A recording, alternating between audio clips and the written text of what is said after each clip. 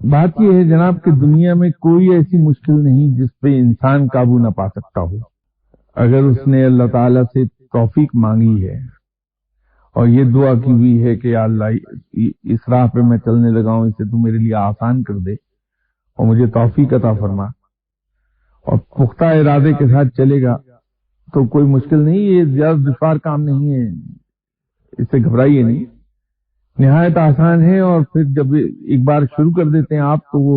nature کا حصہ بن جاتا ہے، تو بغیر کسی کانشیس ایفرٹ کے انسان اس پہ عمل کرتا چلا جاتا ہے، دشوار نہیں ہے،